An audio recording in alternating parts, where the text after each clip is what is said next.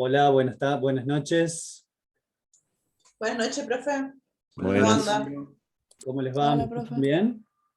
Buenas, profe, ¿todo bien? Sí, Se escucha, sí, sí. Bueno, entonces chequeando esos pequeños ajustes técnicos, aquellos que no escuchen, avisen y recuerden que en cualquier momento pueden abrir el micrófono, pueden encender las cámaras para que los veamos, para que sea más interactivo. Inicio con un pequeño aviso sobre el horario. La semana pasada me estuvieron consultando algunos estudiantes porque la clase anterior a la nuestra es presencial y nosotros tenemos esta modalidad virtual. Entonces no llegaron a la clase, llegaron tarde. Bueno, me pidieron básicamente en forma masiva y desde el departamento mover un poquito la clase.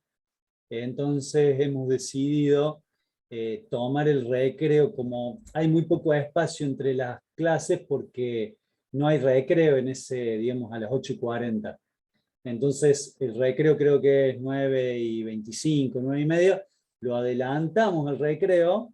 Entonces todos llegan y hacemos el planteo de la clase. Entiendo que están todos de acuerdo porque fueron muchos los que pidieron. Si eventualmente no están de acuerdo, me gustaría conocer los casos que no están de acuerdo bueno, para tratar de encontrar una solución intermedia.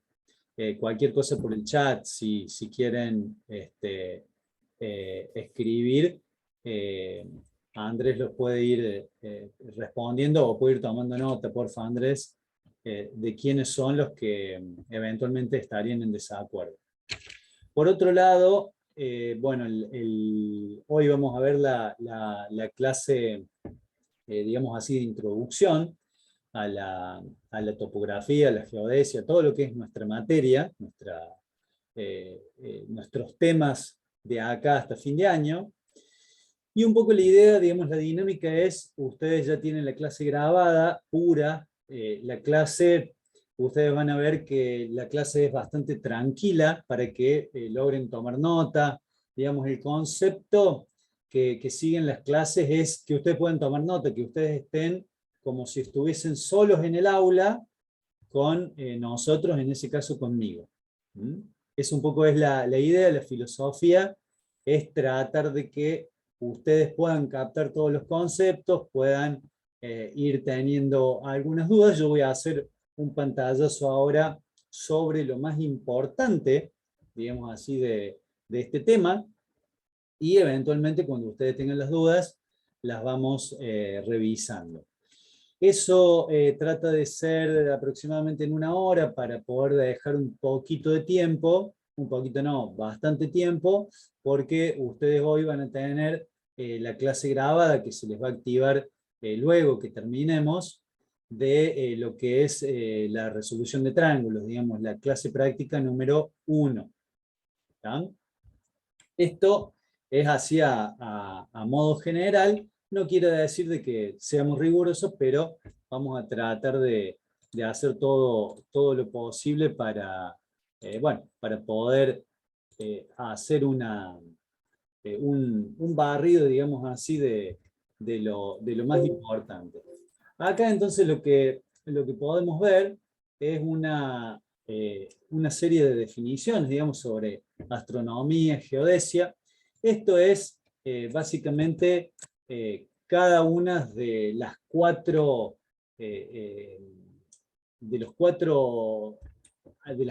áreas que tiene nuestra materia. Pero básicamente podemos decir que la topografía y la geodesia son las dos más relevantes. Por eso geotopografía, o sea, topografía y geodesia, en algún momento se llamó también la materia. Y básicamente lo que es astronomía y cartografía van a ser, digamos así, nuestros aliados, nuestras figuritas, digamos así, de uso bastante cotidiano, y que vamos a tomar ideas para que nuestra topografía pueda tener un poco más de detalles y nuestros planos tengan una serie de usos diversos.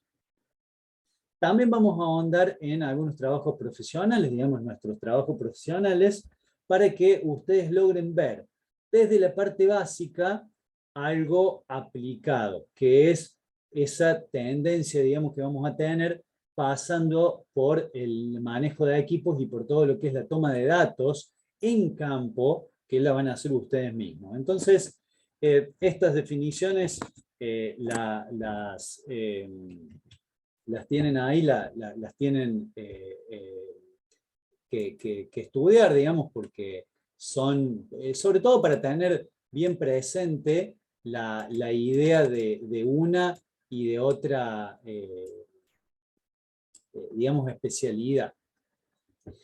Algo que en realidad lo vemos ahora, pero lo vemos porque es una introducción, es esto de la esfera celeste, que en realidad lo vamos a volver a tomar allá en el fin de año, y que sirve también para estimar, digamos, o para tener en cuenta algunas características cuando vemos un plano y cuando estamos en el campo, sobre todo, para poder hacer el intercambio de ideas que es tan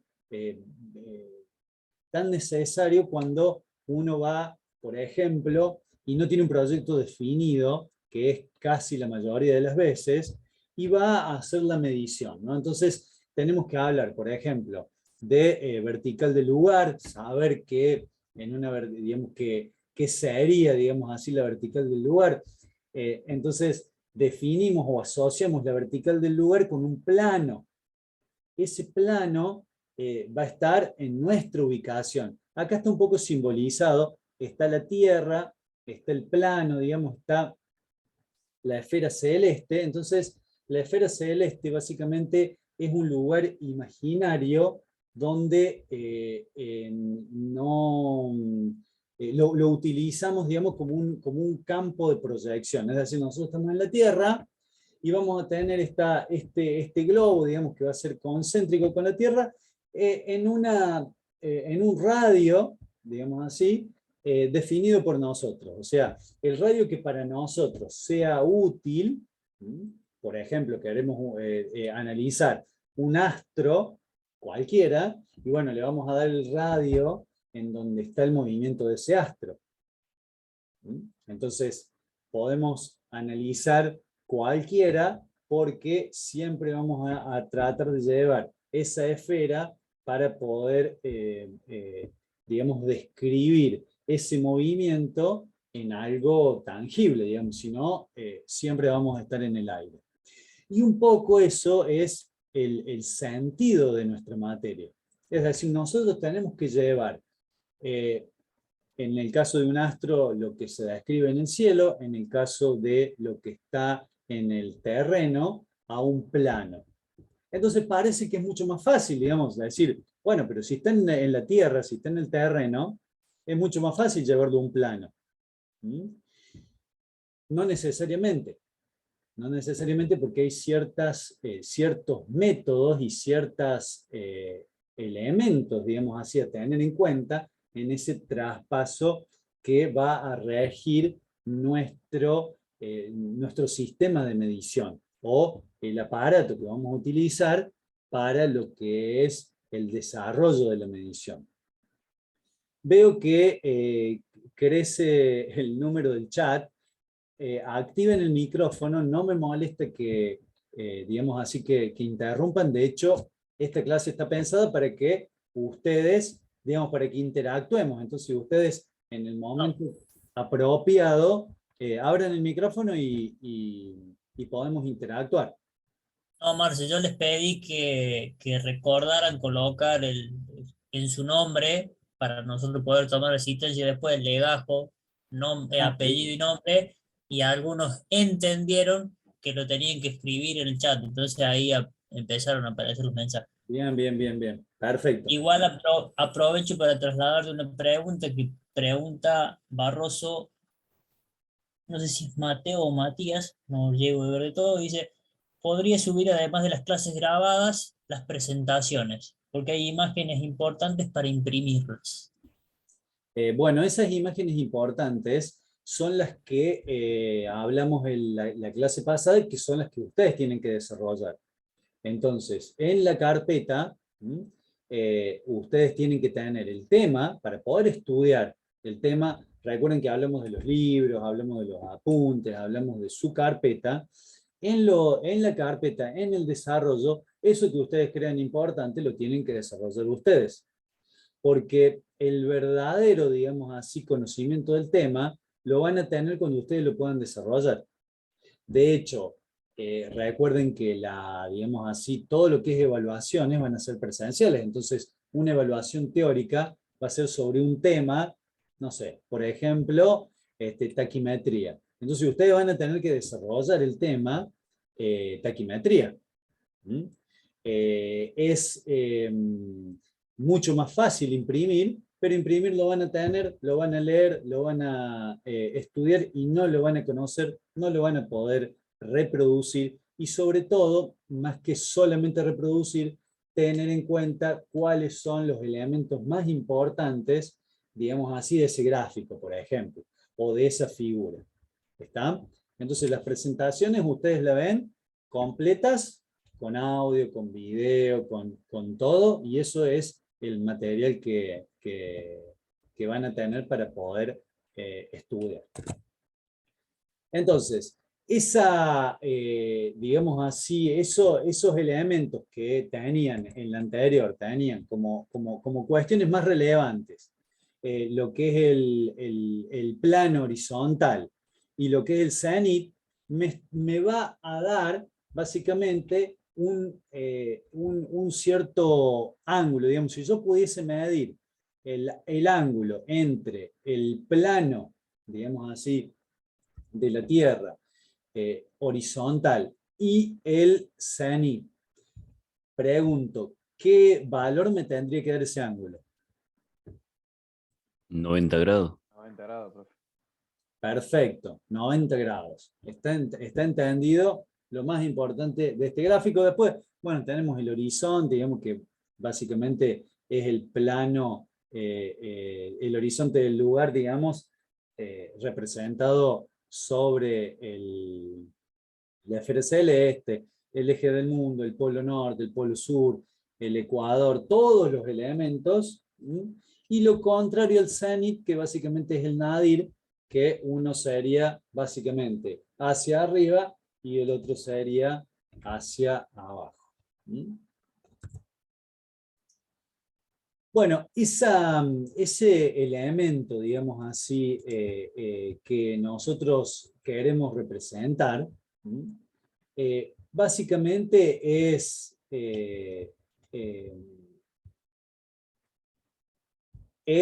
una forma que no es conocida, digamos, o sea, no es una forma directa de la geometría o de lo que es sí, geometría aplicada, o que tenga, digamos, una función lógica sencilla. Normalmente son funciones las que representan las formas en algún lugar de la Tierra, son formas muy complejas. Entonces, imagínense la Tierra con todo su relevamiento, con todo su relieve, ¿no? No solamente la forma que uno dice, la Tierra es una esfera. Bueno, primer elemento, no es una esfera, es a lo sumo un geoide, que es básicamente una esfera que tiene algunas características puntuales en relación a, por ejemplo, las medidas de su eje vertical respecto de la circunferencia horizontal.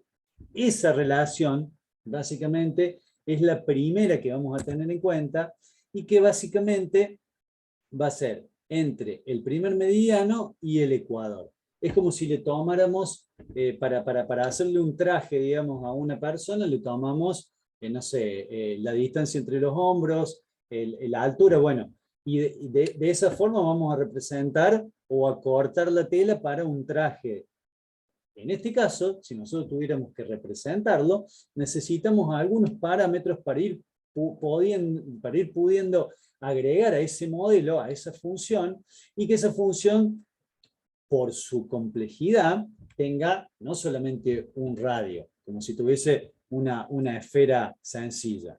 Acá ya van a tener dos radios. Y si nosotros hacemos foco, hacemos un zoom a algún sector, digamos, que no esté sobre el ecuador o sobre el primer meridiano, seguramente que va a tener elementos mucho más distintos a lo que nosotros hemos definido, que básicamente, si yo ahora voy a sacar el video. Si yo ahora lo ejemplifico, digamos, vamos a tener, digamos, el geoide, vamos a tener un radio en el ecuador y en el primer meridiano.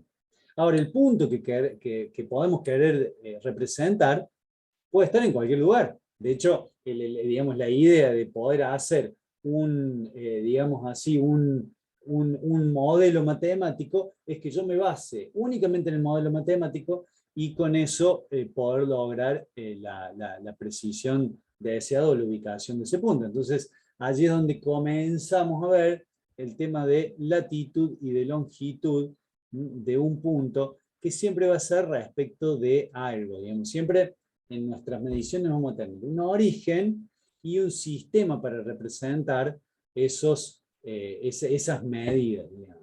Esas medidas que normalmente pueden ser ortogonales, es decir, entre sí puede haber 90 grados, o polares, que va a ser una combinación, ya lo vamos a ver más adelante, en lo que es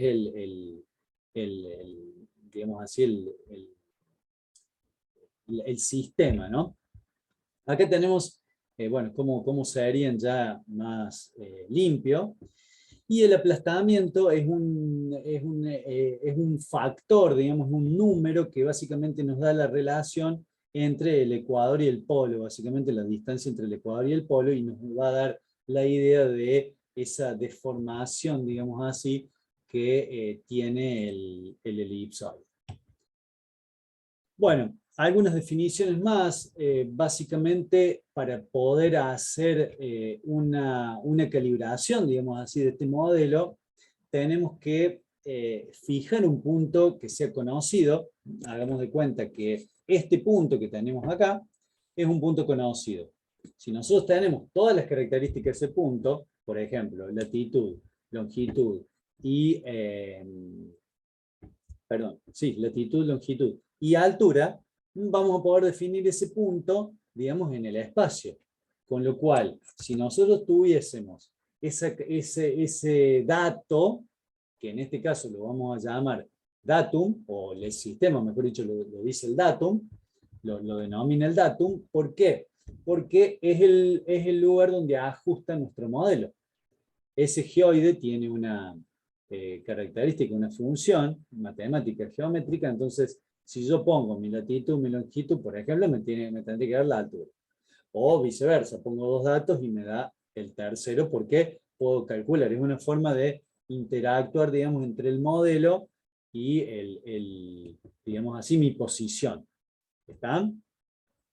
Luego, bueno, hay algunas otras definiciones, pero básicamente noten que, por ejemplo, si yo acá tengo el esferoide, y esta es la superficie de la Tierra, digamos la superficie finita, puedo tener varios puntos en los cuales no me coinciden. Noten que en algunos lugares está por exceso, otro por defecto, y en algunos coinciden. Bueno, en el lugar donde coincide, por ejemplo, aquí, este sería el origen y podemos decir, aquí tenemos un datum.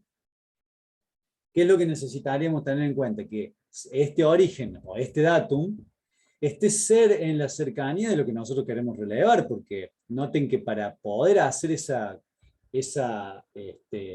unión, digamos, o que sean iguales, he desplazado el centro de la Tierra respecto del origen del datum, digamos, del geoide, o de la superficie real. Entonces, esa diferencia, digamos, entre el origen y el centro lo puedo usar en forma temporal, pero no para hacer un modelo. Este modelo, si yo tengo que hacer semejante calibración, este modelo no es el que más se ajusta a mi zona. ¿Por qué? Y acá lo vemos. Tendría un origen acá y acá tendría que tener otro origen. Otro origen porque no se me va a ajustar. Entonces, tenemos nosotros una serie de, digo nosotros como Argentina, como país, hemos adoptado todos estos elementos, es decir, el geoide o el esferoide y el datum en algún lugar, en una posición de nuestro territorio, que mejor ajusta para poder tener estas representaciones, digamos, y que sobre todo no sean, no tengan deformaciones, digamos, excesivas. ¿Por qué? Porque cuando yo hago este movimiento, acá esto se me traslada en una deformación, es decir, entre lo que yo mido y lo que yo voy a graficar, no va a estar representado en forma directa, digamos, la escala o esa medición no me va a representar en el plano, ya vamos a ver acá un poquito más adelante, el Profe, Sí, una consulta. Entonces, el datum centrado tiene alguna utilidad?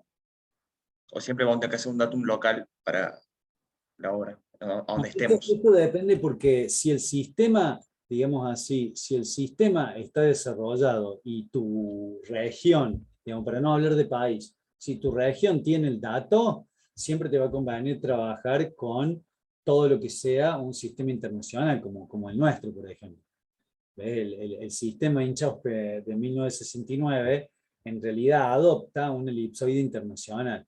Entonces, por ejemplo, si vos tenés luego que hacer alguna vinculación, por ejemplo, con alguna imagen aérea, no deberías tener mucha diferencia. ¿Por qué? Porque también adopta el sistema internacional. Ahora, si te vas a un lugar en el cual carece de datos, y sí o sí vas a tener que ir a un local, no vas a poder tomar un global porque todo esto es un trabajo muy grande, digamos, no sería un trabajo, digamos, a nuestra escala. ¿Mm? Tener el datum y tener el sistema o de proyección o el geoide o el esferoide es un trabajo, te diré que de posgrado, digamos, o sea, podrías utilizarlo en el sentido, si te dedicas 100% todos los días a esto, de decir, bueno, estoy en una zona hoy que a mí me ajusta mejor un cierto esferoide que el elipsoide internacional, por ejemplo.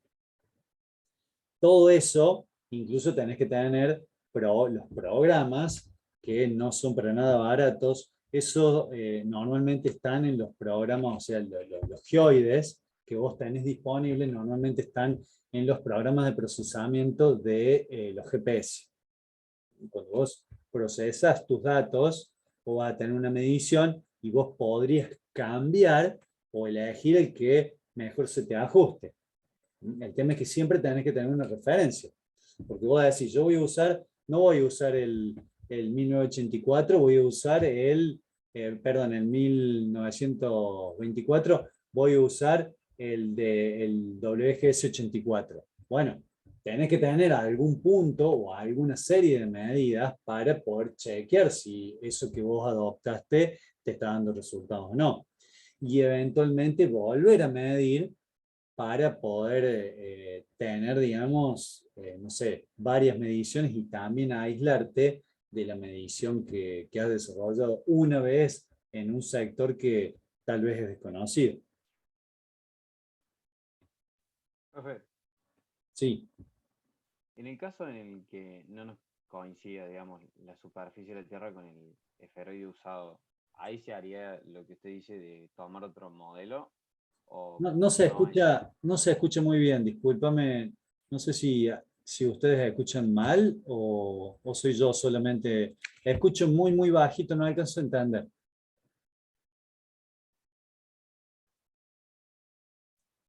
No, te veo que estás hablando, pero no te escucho.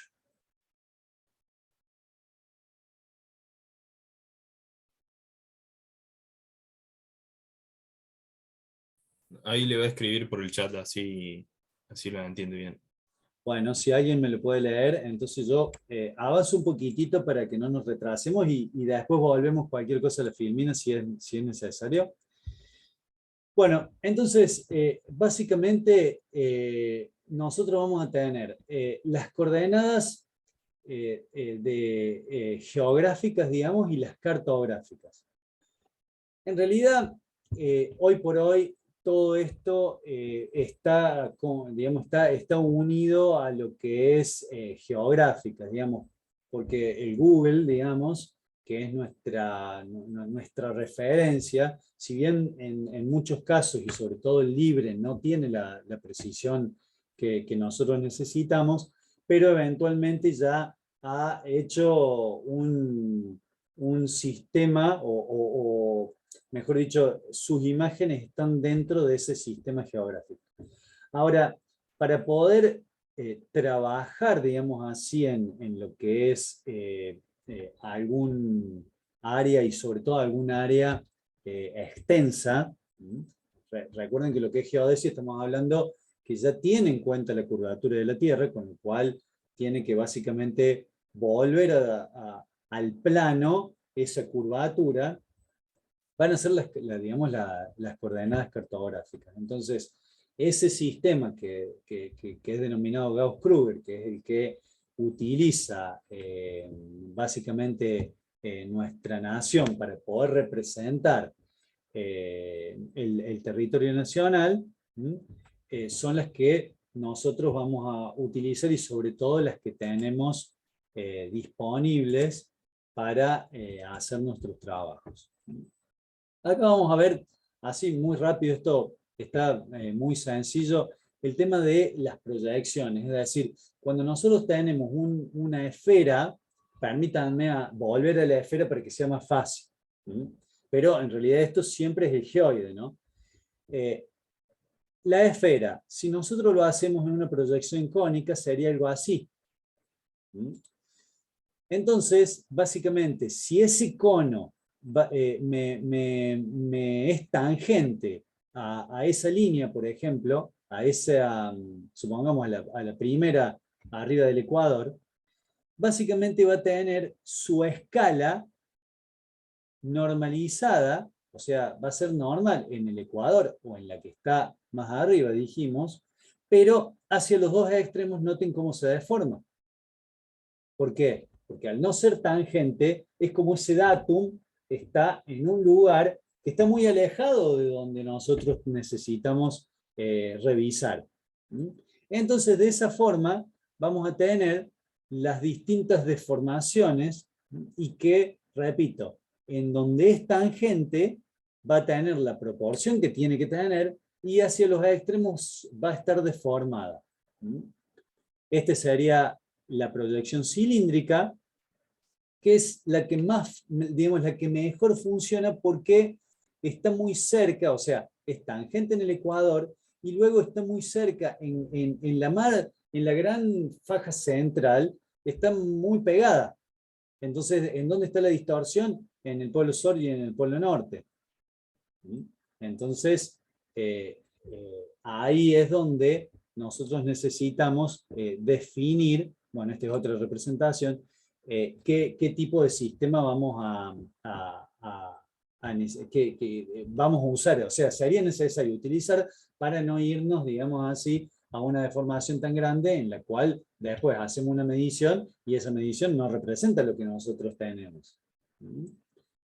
Luego tenemos lo que es la proyección plana, que esto más que en un eje va a ser más puntual, pero repito, no es que solamente va a tener la proporción en un punto. Toda la región va a estar demasiado cerca, entonces toda la región en la cual esté ese punto va a tener una cierta proporción y que va a ser aceptable. Luego, ese punto lo podemos, digamos, es móvil, o sea, lo podemos definir nosotros.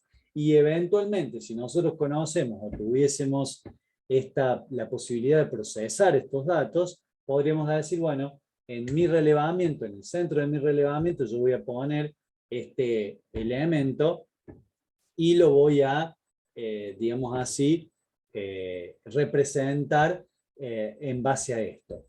Indirectamente, esto es más de la cartografía, digamos, pero indirectamente nosotros hacemos esto cada vez que nosotros definimos una coordenada local. Es decir, nuestros relevamientos van a tener una coordenada local y van a tener una cierta extensión. Entonces, esa coordenada local y esa extensión, luego, con el sistema de procesamiento, según lo que nosotros utilicemos como medición, vamos a procesar esos datos y vamos a estar haciendo digamos así, una transformación de las mediciones al sistema, de las mediciones en ese globo, en ese geoide, a las mediciones en un papel, digamos, en las medidas, mejor dicho, en un papel. Entonces la medición que nosotros hicimos va a tener que estar representada en el papel. Eso casi que es nuestro objetivo de acá hasta el final de la materia. Bueno, esto sería la representación en forma esquemática de lo que le estaba diciendo. Bueno, entonces volvemos a lo que es el uso, digamos, que nosotros vamos a tener. Nosotros vamos a tener un sistema, digamos, ese sistema Gauss-Krüger, básicamente es una proyección ¿cómo es? Cilíndrica, y se denomina transversal. ¿Por qué? Porque utilizamos ese meridiano, que básicamente va a ser tangente, pero como gajos.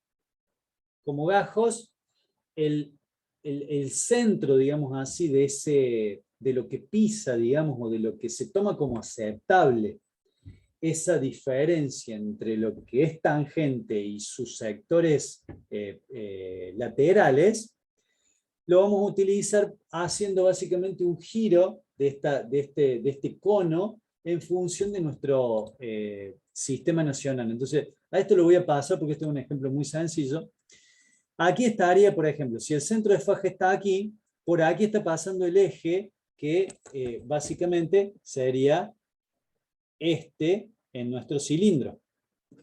Luego, para el próximo, muevo el cilindro, por ejemplo, hacia la derecha, y ahora el eje va a estar en donde tiene el número 3. Y así sucesivamente voy a ir rotando ese cilindro imaginario para que el centro, o para que la tangente sea el centro de la faja. ¿Está? Entonces, de esa forma, se transforma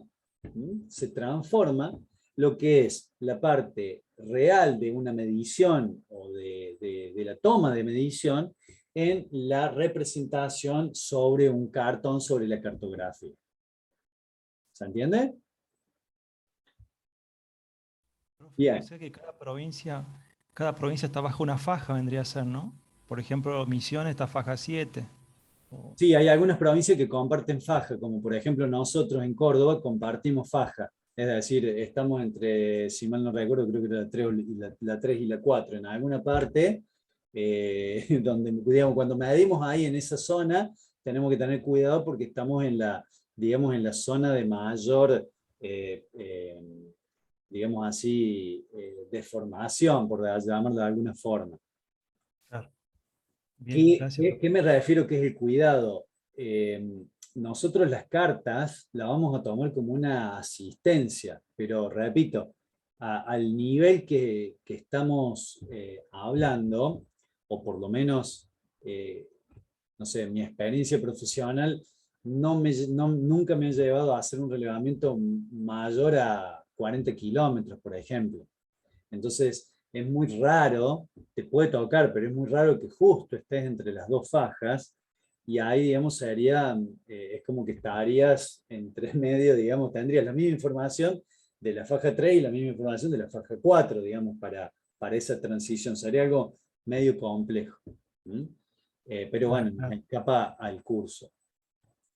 Esto en realidad lo que quiera, lo más que me gustaría que ustedes vean es que cada meridiano, digamos, en aquellas coordenadas geográficas que dijimos, tiene una relación con la coordenada cartográfica, porque nosotros vamos a ver en la carta que vamos a estar hablando de una coordenada de 1.590.000, por ejemplo.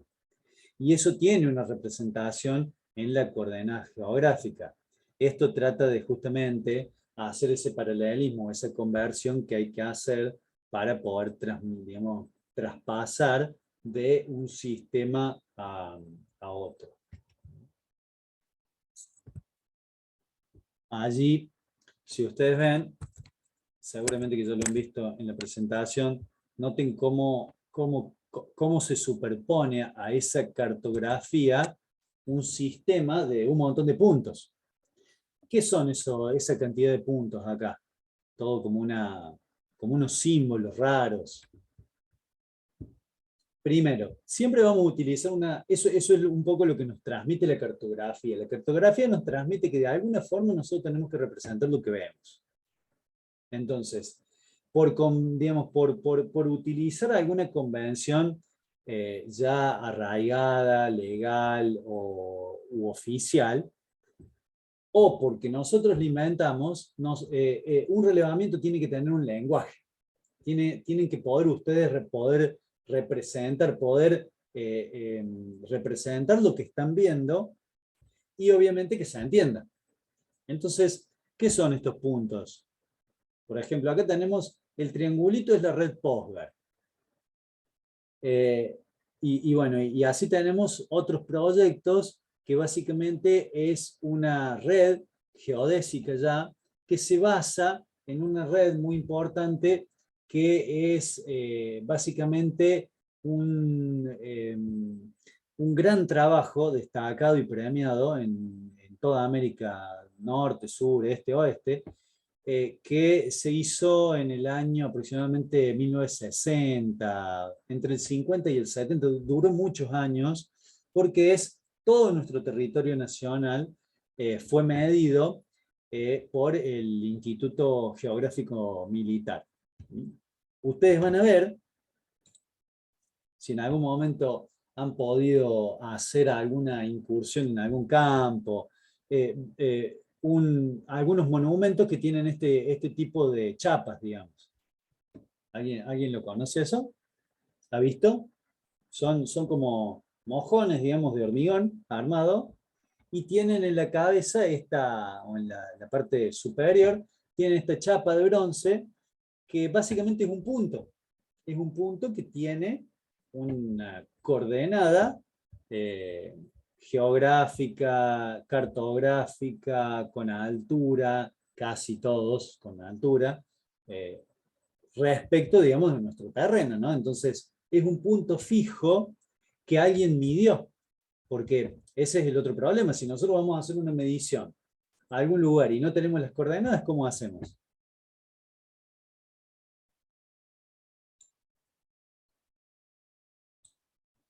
Bueno, esto es la red básicamente del IGM, Instituto Geográfico Militar.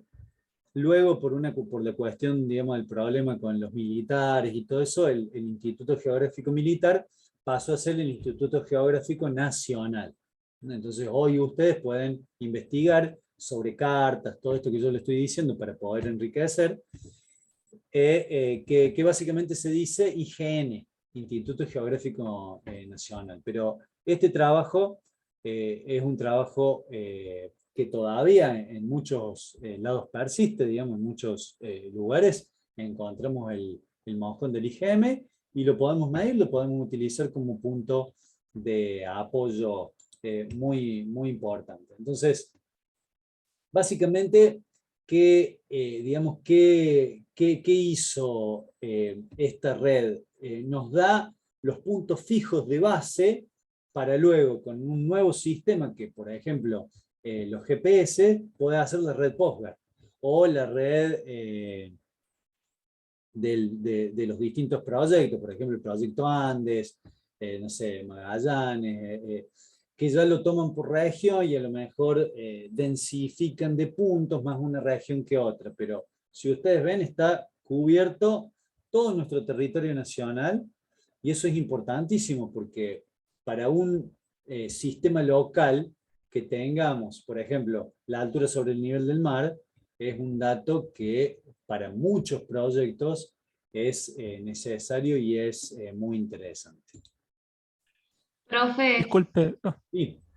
¿puede repetir cómo se llama ahora lo de los militares, lo que dijo recién? Sí, el instituto, digamos, en su origen es IGM, con la letra de Marcelo por militar. Y ahora es IGN de Noelia por nacional. O sea, es Instituto Geográfico Nacional. Ustedes pueden buscar en el buscador y ahí, es más, hay muchas cartas que son gratis, son o muy baratas, digamos, se consigue, digamos, como puntapié inicial para hacer un trabajo es fantástico. En algunas localidades, por ejemplo, en algunos sectores, pueden tener curvas de 2 metros de equidistancia, digamos, o sea, imagínense, medir 2 metros en toda la superficie del territorio nacional. Y hay algunas que me atrevería a decir. 50 por 50 llega, hermano. 50 centímetros por 50 centímetros en algún lugar. Claro, eso es lo que no recordaba, iba a decir un valor, pero así al tanteo. Entonces, Con altitud milimétrica. decir, Usted me dice controles. ¿cómo? Con altitud milimétrica. Decir, en todo el territorio tenemos curva de equidistancia en 50 centímetros, con ese nivel de precisión, para muchos anteproyectos ya con eso basta. Con eso basta. Con eso ustedes pueden empezar a delinear un anteproyecto. ¿Mm? Y esos puntos se usan de forma local. O sea, si estamos en una zona donde no se encuentra ningún punto cercano, usamos el sistema de las fajas. ¿O es distinto? Yo entendí mal. No, el sistema de la faja en realidad es lo que usa ese elemento rojito que está ahí pintado. O sea, vos al tener el acceso al mojón, ya conoces, digamos, me vuelvo para atrás, supongamos, vos estás ahí, todos ven el puntero rojo. Sí. Vos estás midiendo en esa zona. Vos no sabes en qué distancia estás al centro de faja. La distancia faja es una distancia que no está materializada, la faja. ¿Cómo se materializa todo el sistema? Justamente por este trabajo, por este punto, por ejemplo, sería, o por este punto. En ese punto, digamos, si vos medís en todo tu relevamiento ese punto, luego vas a poder llevar todas tus mediciones a esas coordenadas. Es como un problema inverso, es decir, está generado el sistema, pero ese sistema se tiene que llevar al campo, digamos, a tenerlo material, porque si no, la referencia no existe. Y si no existe la referencia, no podés hacer la transformación. Ah, ahí lo entendí. No, vi la presentación del sábado y no lo había entendido eso. Claro, lo que está abajo, digamos así, esto es lo que luego llevaron a la práctica todos esos puntos. ¿Está? Entonces, si vos, por ejemplo, llegas a ver esta placa, en esta placa están todos los datos, digamos así, de este punto, es un código básicamente. Entonces, con este código, vos entras a la página o pedís la monografía de este punto y te dan todas las coordenadas que tenga ese punto medido hasta el momento.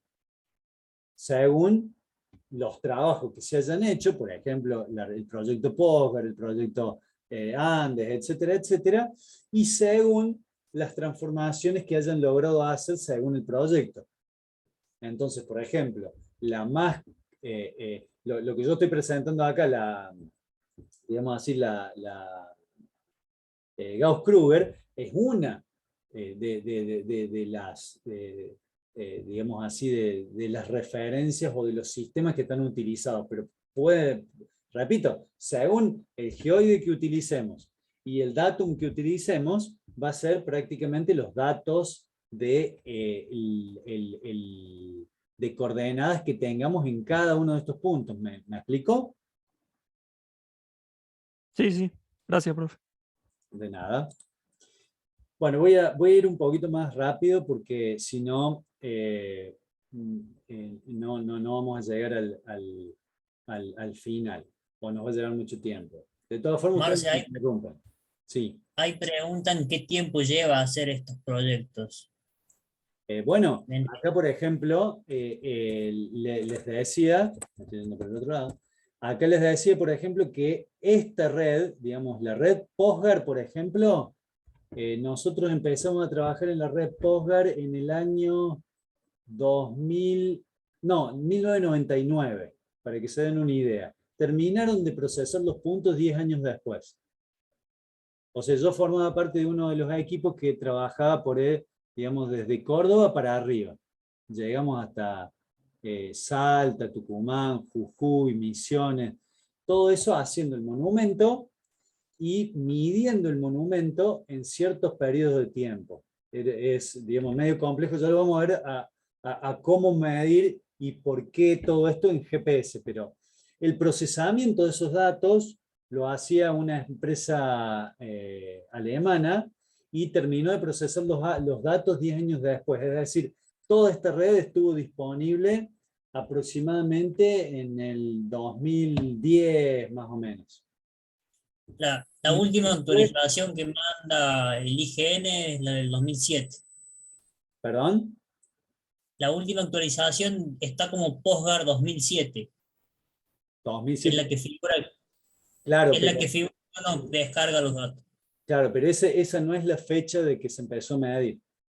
No, digamos, es la fecha del último proyecto finalizado que ellos tienen, digamos. Bueno, 2007. 94, 98 y 2007. 94, ¿me dijiste? Claro, Postgar 94, 98 y 2007. Claro, entonces en la 94 todavía no había empezado a estudiar yo. Pero en el 98 yo empecé en el 2000, fin del 99, lo que son las mediciones, y claro, y terminó bueno, en 2007. Sí, es un trabajo muy grande. El proyecto original, digamos, de lo que es la red IGM, digamos, la materialización de los mojones originales, no quiero mentir, pero me parece que llevó más de 20 años, porque tengan en cuenta que todas las mediciones que se hacían eran con teodolito en esa época. Entonces, entre punto y punto, se generaban, aquellas personas que andan por el campo, se ven unas torres, digamos, todas de hierro, que esos básicamente eran para poder tomar a altura, porque en la llanura, si no tomas a altura, te lleva mucha distancia entre punto y punto. Entonces, fue un trabajo, pero de muchísima gente, aparte, porque había militares desplegados por todos lados, lo que cuentan a aquellos maestros que he compartido con, digamos, cuando estábamos haciendo el proyecto Postgar, muchos todavía estaban procesando algunos datos para poder justamente encontrar o tener, si ustedes se fijan en Córdoba, tenemos 3 puntos. Pero si uno va a la carta del IGM, digamos, a la carta original, hay miles de puntos. El gran problema es que esos puntos, gran parte han desaparecido, entonces cuando uno los va a buscar, no los encuentra, entonces se tiene que asentar en un punto cercano, y bueno, así fueron desapareciendo. Hoy por hoy, con la potencia del GPS, no necesitamos tantos puntos. Nosotros con pocos puntos y si tenemos GPS de precisión, podemos estirar las distancias y podemos utilizar no solamente los puntos de la red, sino estaciones permanentes que acá no están. Las estaciones permanentes empezaron, si mal no recuerdo, en el 2012, por ahí empezaron todo lo que fue, después que estuvo la red, empezaron lo que son el asentamiento de estaciones permanentes, que básicamente es como si fuese un mojón, está físicamente y todo, pero básicamente es un servicio para el GPS, digamos, se puede utilizar esa base de datos de mediciones de la estación permanente, y como lo dice el dicho, es permanente, o sea, está midiendo todo el tiempo. No me quiero detener, perdón que me fui por las ramas, no vamos a llegar a ver, no sé si hay alguna otra pregunta sobre esto.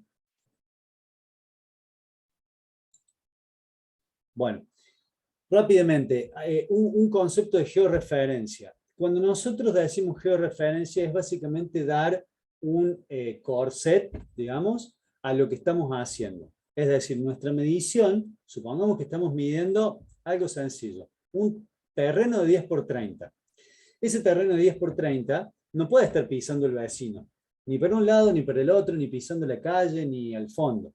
Tiene que estar georreferenciado, significa que va a tener la referencia exacta de dónde empieza, dónde termina, y de esa forma el vecino también le va a pasar lo mismo, el otro vecino, y todo queda en una armonía ideal, digamos, como muestra esto, digamos.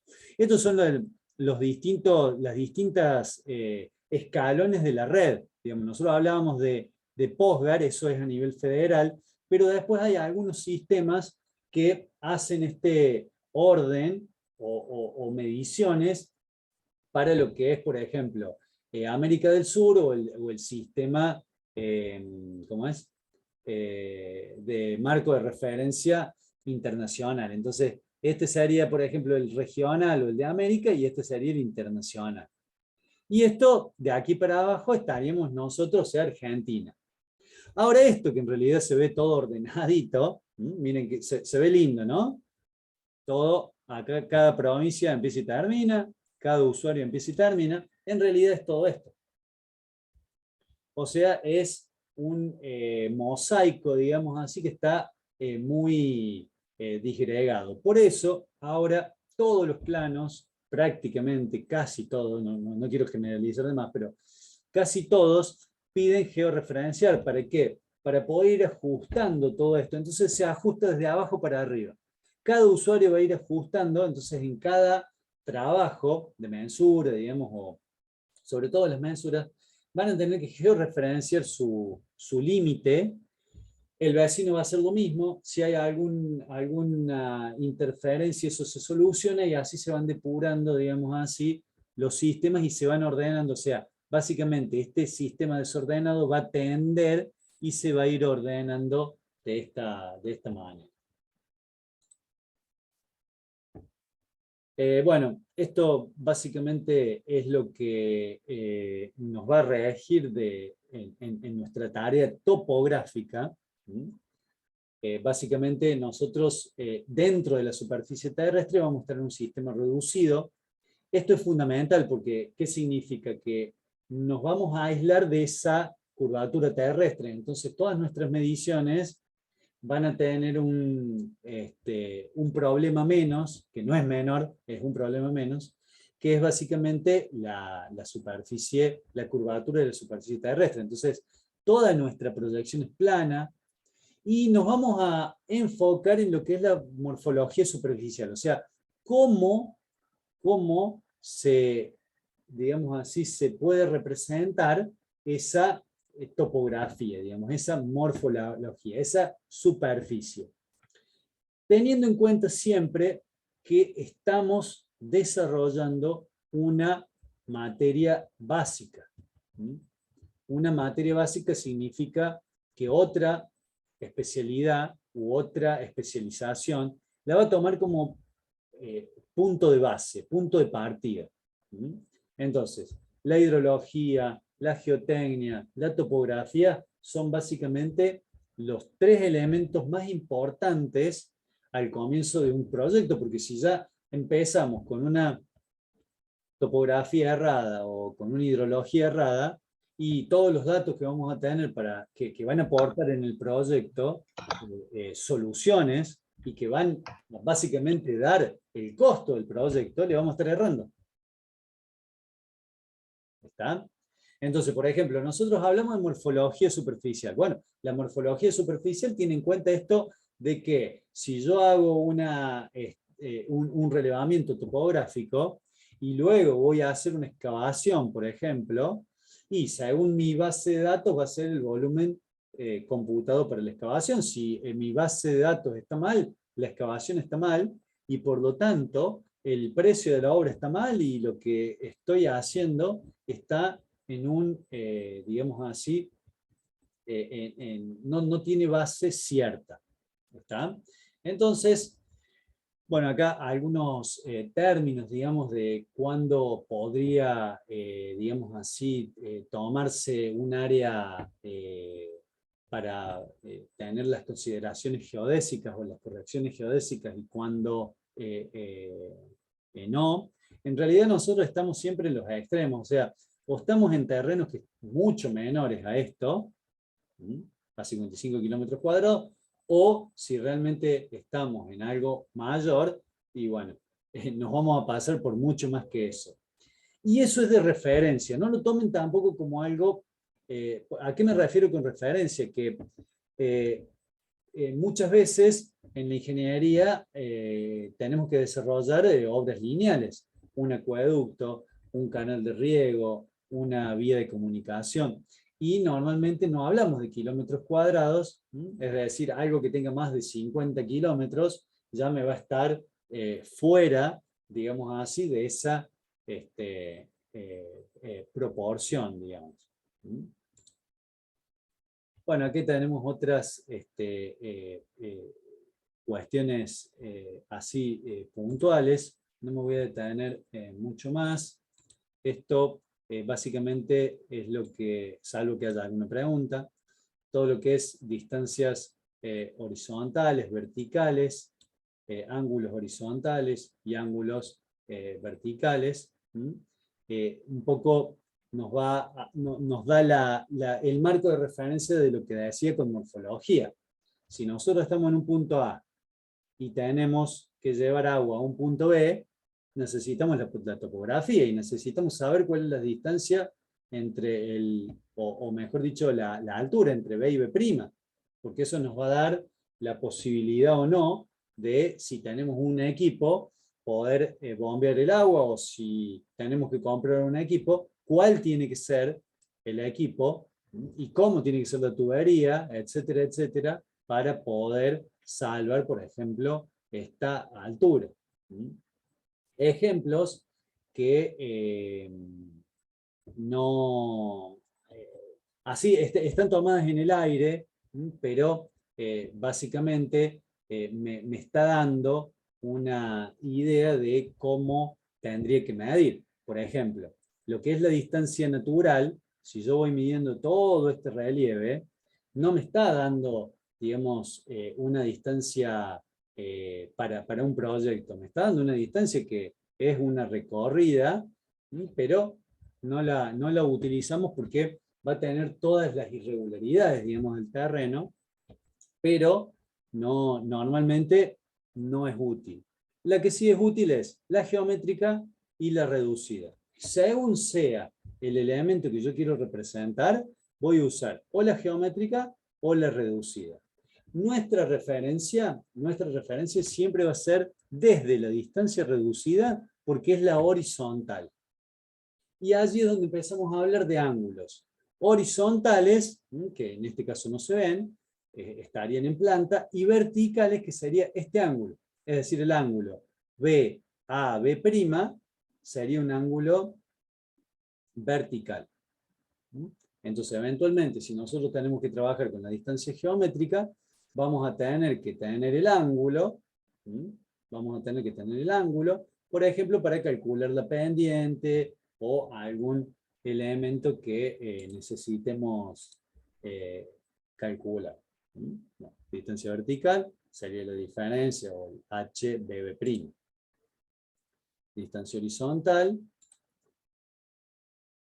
Bueno, esto es un poco más de todo lo que venía hablando. Lo voy a pasar porque para poder llegar al final. Básicamente, en todas las áreas digamos, en muchas áreas no solamente de la ingeniería, sino de otras materias, son necesarios los levantamientos topográficos.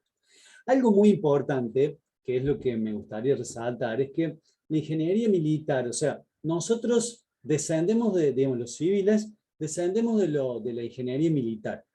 Digamos, es la primera ingeniería que básicamente se desprende de la militar. Entonces, gran parte de nuestros artefactos, y sobre todo en topografía, han sido de desarrollo militar. Voy a hacer un pequeño salto porque todo esto es más para que ustedes lean y tengan en cuenta todos los aspectos de la topografía. Algo importante de lo que es, por ejemplo, demolición, que es un concepto que de a poco, pero muy de a poco, se va afianzando, es que yo en una topografía puedo tener en cuenta, o debería tener en cuenta, la etapa de cierre de la obra, o sea, supongamos una demolición. Eventualmente, no sé, tengo en obra alguna posibilidad de tener un recinto reservado para, no digo para la demolición, pero para un uso dual durante la vida útil, por ejemplo, un reservorio de agua, y luego para el destino final. Hoy nuestras leyes no piden tener en cuenta hasta tan largo plazo los proyectos, pero en gran parte de la Comunidad Europea, de algunos países, sobre todo que vienen fuerte el reciclado, también lo tienen en cuenta. Entonces, la topografía se debería utilizar hasta este tipo de etapas, por ejemplo. Bueno, la relación entre la ingeniería civil y los estudios básicos. Esto es un poquito de color de todas nuestras obras, digamos, y que en todos los elementos que necesitamos calcular una altura, necesitamos la topografía inicial.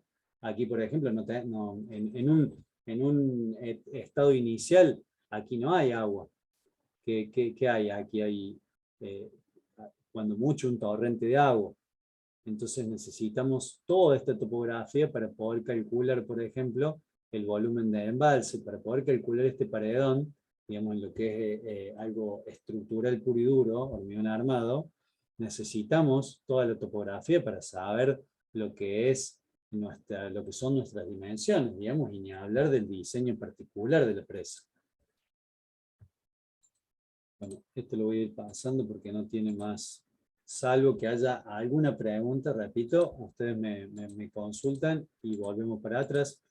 Pero básicamente lo que quería hacer es, digamos, llegar un poquito a estos equipos que son equipos heredados de la ingeniería militar.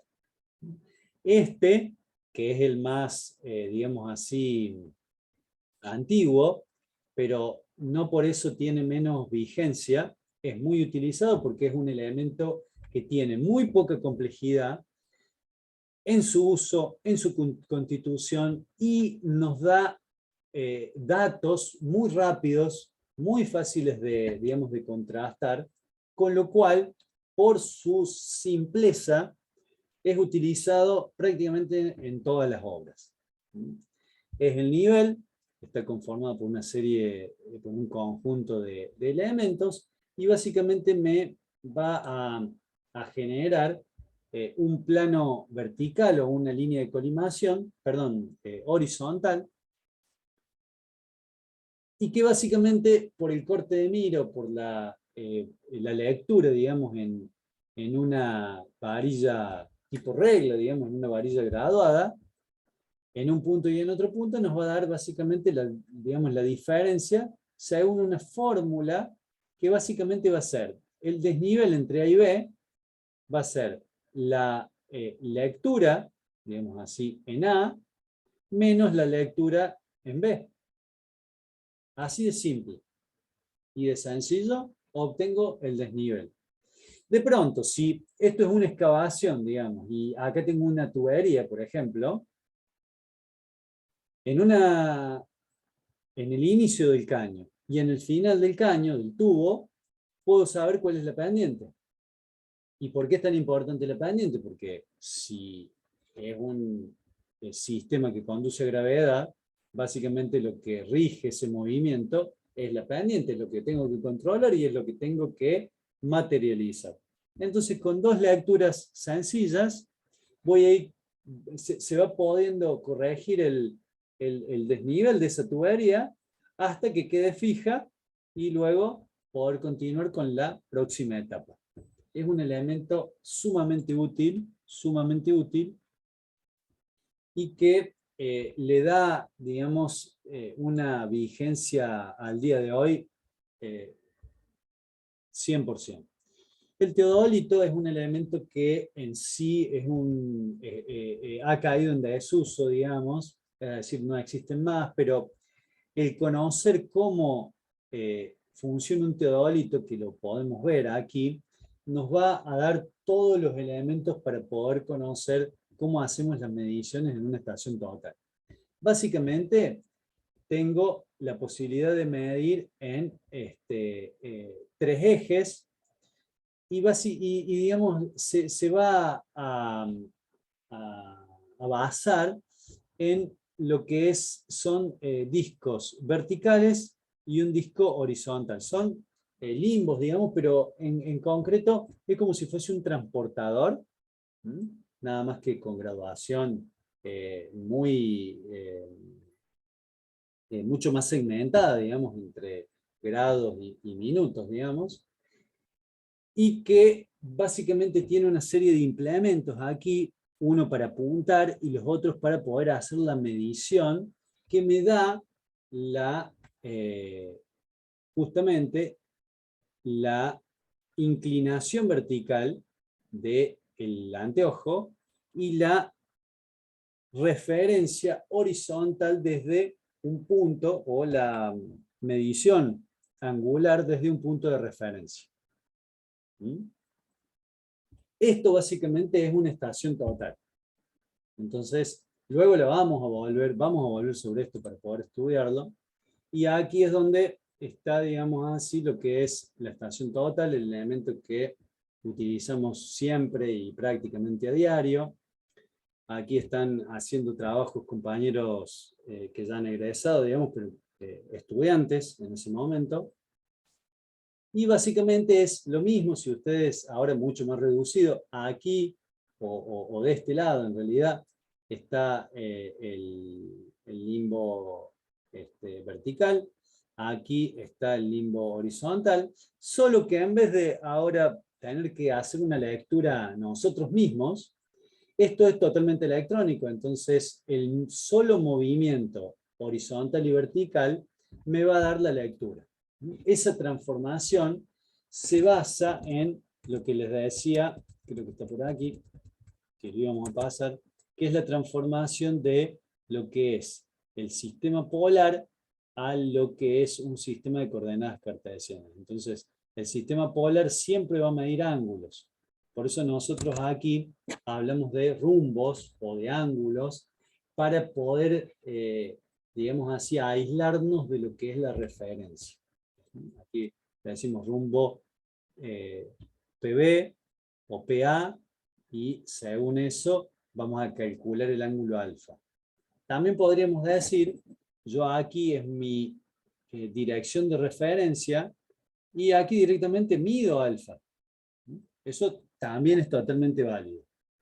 Pero bueno, esto es mucho más universal y sobre todo que para los teodolitos era mucho más fácil utilizar esa nomenclatura que esta otra. Pero es totalmente válida cualquiera de las dos. Entonces, bueno, esto sería una medición indirecta, digamos, está dentro del grupo de mediciones indirectas porque vamos a medir a un prisma. Noten que aquí el operador tiene el prisma que está aquí, que es esto, que lo nivela en forma vertical con una burbuja. Entonces, no medimos como en una cinta, por ejemplo, desde el origen al final, en forma directa. Esto son mediciones indirectas. Bueno, aquí viene una evolución que es básicamente el distanciómetro hace la gran diferencia de mediciones. Entonces el distanciómetro asociado al teodolito le da origen a la estación total. La estación total siempre va a medir a un sistema reflectivo, siempre hasta hará unos 15, 20 años atrás, a lo mejor no tanto, que se logró desarrollar lo que es mediciones opacos. Entonces, la superficie opaca, que antes no podía ser medida porque no reflejaba, en ciertos aparatos se logra hacer la medición, con lo cual desde la estación total, que es apta para medir opacos, nace el escáner. En realidad el escáner es la estación total que permite medir a opacos, unida, digamos, a un sistema robótico, digamos, para poder hacer una secuencia muy minuciosa en cuanto a su movimiento y en cuanto a sus lecturas. Por otro lado, está la evolución del GPS, y que aquí es donde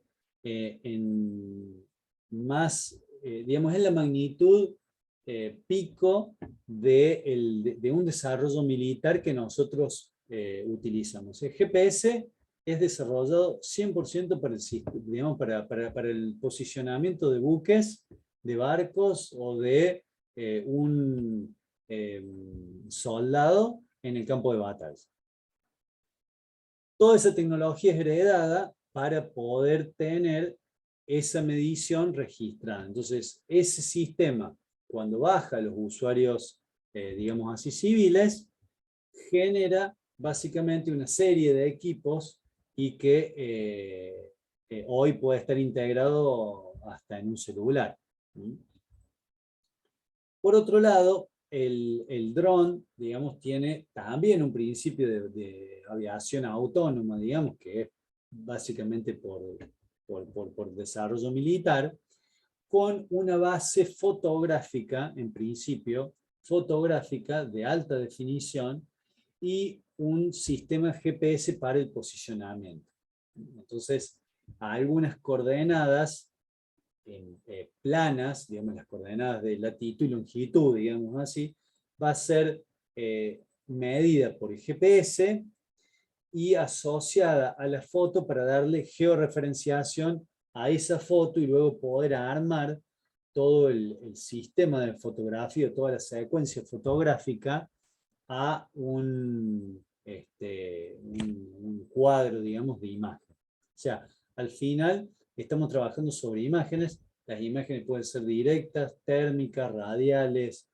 Según la cámara que use el dron, va a ser el elemento, digamos así, que nosotros podamos tener como datos. Aquí vamos a tener algunas imágenes. Bueno, los distanciómetros son de fácil, digamos, son bastante conocidos. Siempre el aparato de medición va a tener una referencia, por ejemplo, desde dónde va a medir. Porque este láser, digamos, va a medir, pero si nosotros no sabemos si mide desde, o cómo está configurado, desde la cabeza, desde el centro o desde el pie, y vamos a tener, digamos, mediciones con errores. Entonces, todo lo que es topográfico, siempre vamos a hablar de referencia, no solamente por un sistema, digamos, cartográfico, sino por el mismo equipo, hablamos de referencia.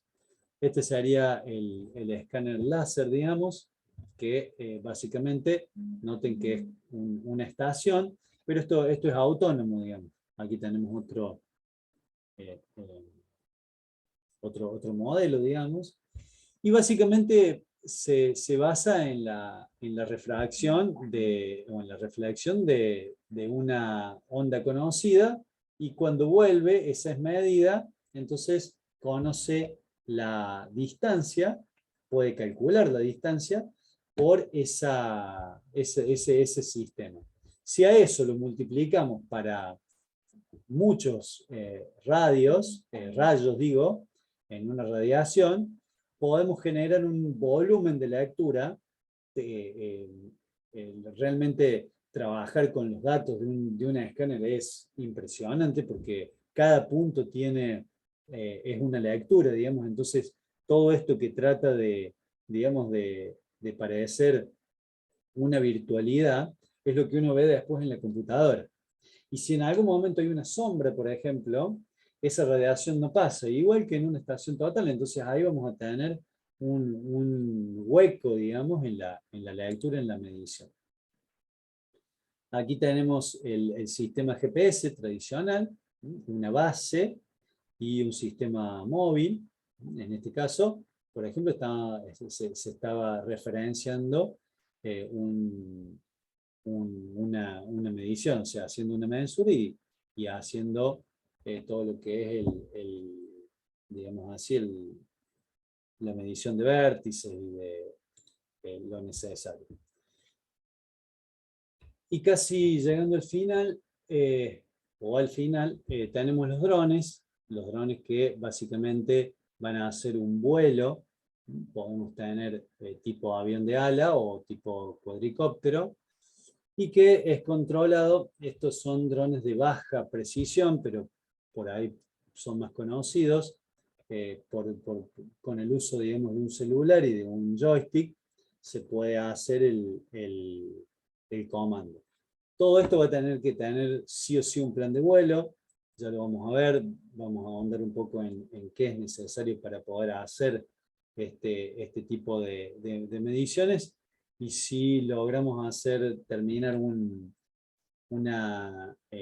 renderizado, digamos, de una secuencia de fotos, también le vamos a mostrar la medición que desarrollamos el año pasado para un trabajo con un dron parecido a este.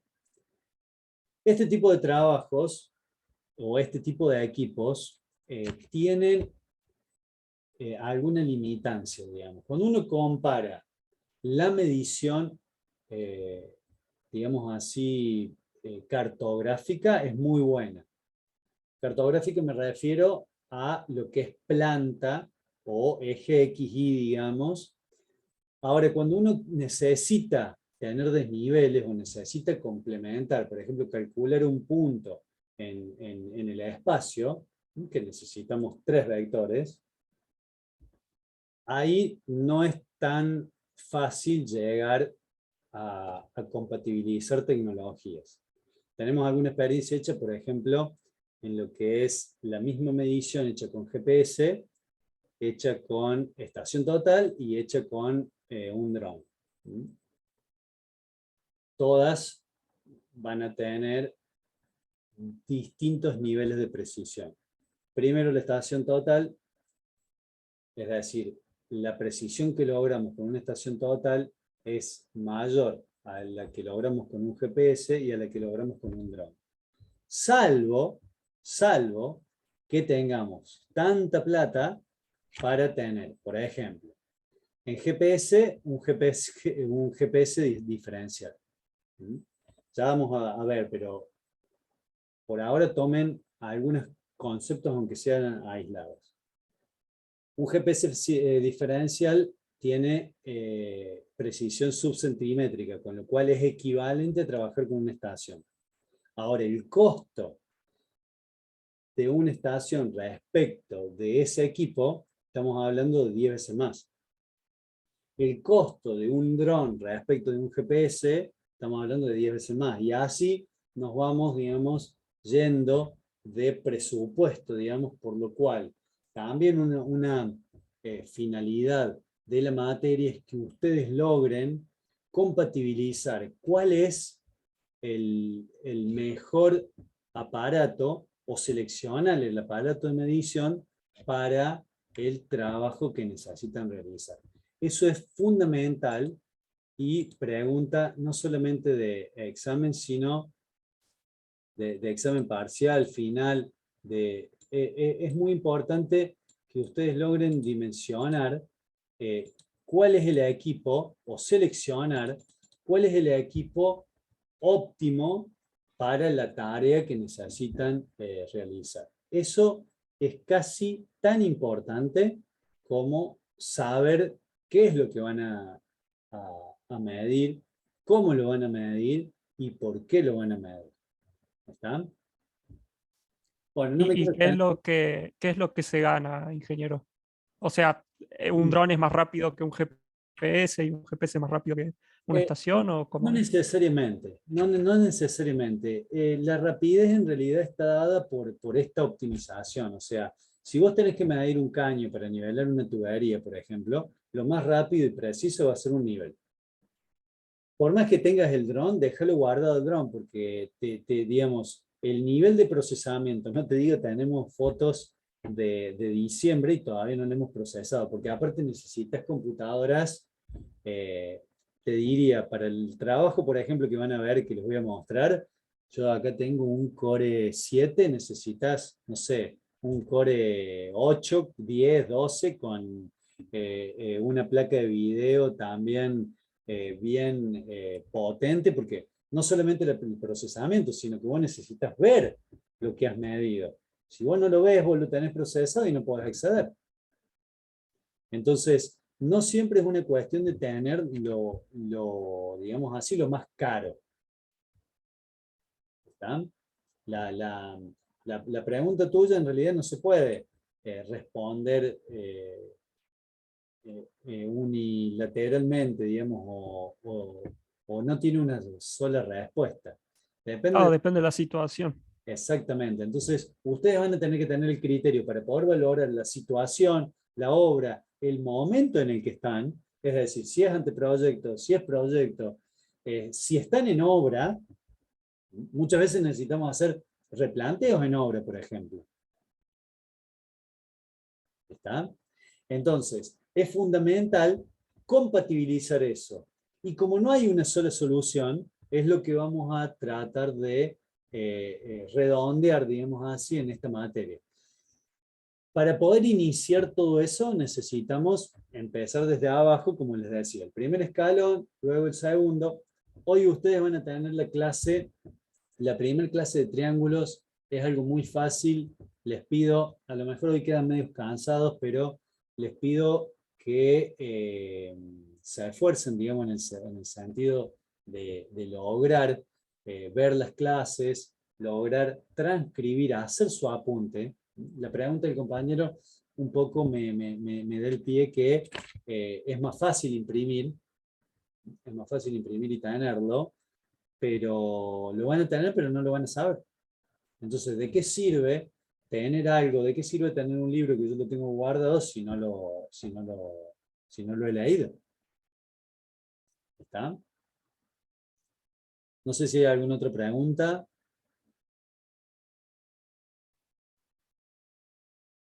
¿Están despiertos por lo menos? A ver si alguien habla que... Sí, profe. Sí, sí. Bien.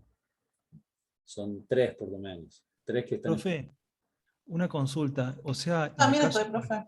por ejemplo, de la parte topográfica, el que más se ajustaría sería, por ejemplo, el avión de ala fija, para nuestro caso. ¿Cuál sería el caso? ¿Cuál sería nuestro caso? Porque en nuestro caso pueden ser muchos casos. Claro, por ejemplo, para, no sé, un terreno, para medirlo, o hacer un relevamiento. Podría ser Medir un terreno puede ser un terreno de 10 hectáreas, 1000 hectáreas o un terreno de 10 por 30. No, con la definición de un terreno no logramos dimensionar. A mí personalmente me gusta más el cuadricóptero, digamos, o sea, todo lo que se pueda llegar a tener el elemento de medición en forma estacionaria. ¿Por qué? Claro. Porque los vuelos, digamos, los de alas fijas son vuelos más bien rasantes, entonces muchas veces hay interferencias y el vuelo tiene que estar muy alto. Entonces, a medida que el vuelo está más alto, la precisión baja, porque vos tenés una cierta cámara, digamos, por más que tenga una cámara de extrema resolución, no es lo mismo hacer un vuelo a 100 metros que a 500 metros. Claro.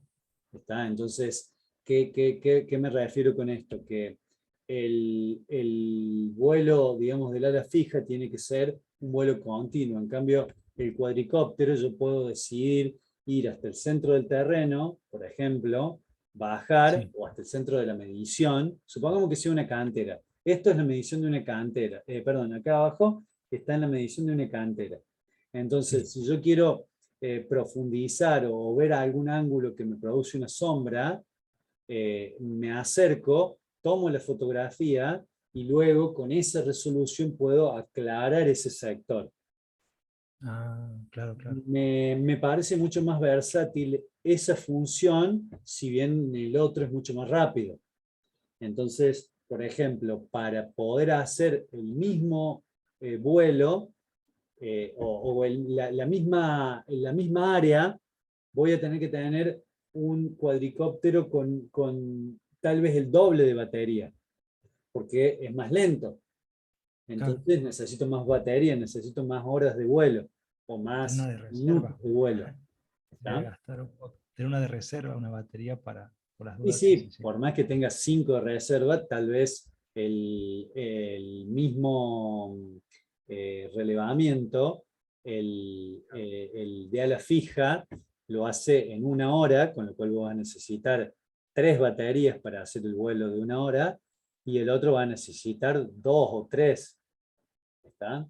Entonces, en horas de vuelo o en baterías, ya sea cantidad, tamaño, vas a necesitar más en un cuadricóptero que en una ala fija, para lograr este objetivo que yo te estoy diciendo, ¿no? Si vos decís, no, bueno, hago un vuelo y con el cuadricóptero también hago un vuelo, son muy equivalentes, ahí no vas a tener gran diferencia. Pero a lo que voy yo es que si necesitas hacer un zoom, digamos así, o una ampliación, es decir, que necesitas más definición, con lo cual tenés que bajar la altura del vuelo, vas a tener que pasar varias veces. Y ahí es donde es más fácil acceder con un cuadricóptero que con un ala fija. Bien, profe, gracias. De nada. ¿Alguna otra pregunta? Puede ser de la primera filmina, de la última. Estamos en la revisión, con lo cual aquella persona, aquel estudiante que tenga el apunte, me dice que es filmina y yo vuelvo hasta la filmina.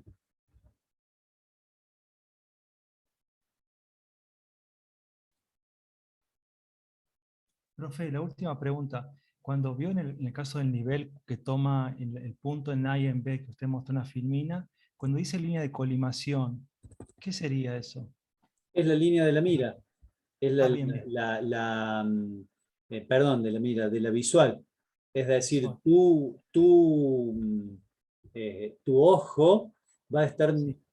mirando en este sentido por medio del aparato. Entonces, tu campo visual, según la distancia que tengas acá, ¿no? Entre el nivel, o sea, el aparato y la regla, pero tu campo visual va a ser aproximadamente un 10 centímetros por 10 centímetros. Y ahí es donde vas a desarrollar la medición. Básicamente, dirigiendo la vista por ese aparato y... Hacia la mira, claro. exacto, hacia la mira. Ese rayo visual, digamos, se denomina línea de colimación. Bien, bien, profe, gracias. No, de nada. ¿Alguna otra pregunta?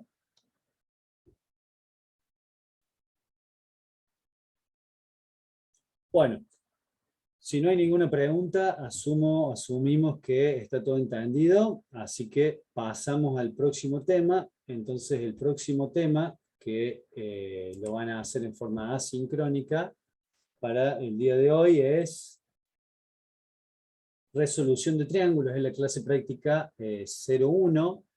Seguramente Janina va a estar creando el foro.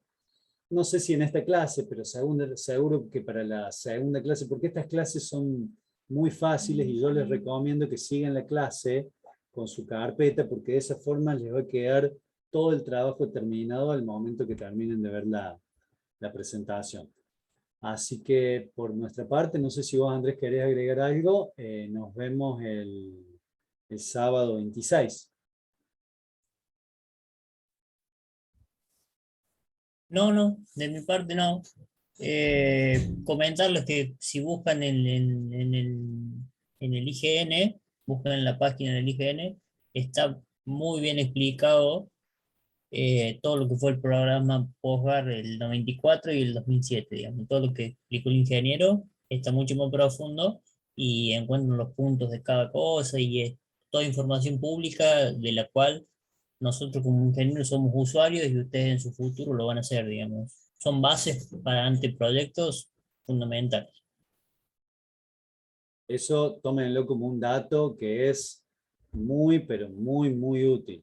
Muy, muy útil. Solamente el hecho que investiguen esto que dice Andrés es importantísimo porque el conocer cuál es la información disponible es muy, muy relevante en el momento de empezar un proyecto, de tener, aunque sea un puntapié inicial para el anteproyecto, croquis, idea, todo lo que sea la base, siempre es lo fundamental, digamos.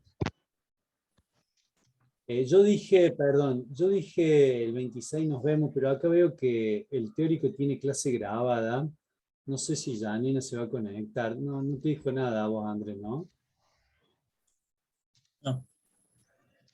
Pero cuando mucho el viernes lo confirmamos el Ahí está, aviso. lo confirmamos bien el viernes, ¿está? Sí, profe. Listo, ingeniero. Siempre que haya avisos lo vamos a publicar, como avisos en el foro, como publicamos hoy día el inicio a las 9 por el pedido, y por las dudas que alguien no entre al foro, en Autogestión 3 vamos a duplicar los mensajes. Bien, profe. Bueno, que tengan buenas noches entonces.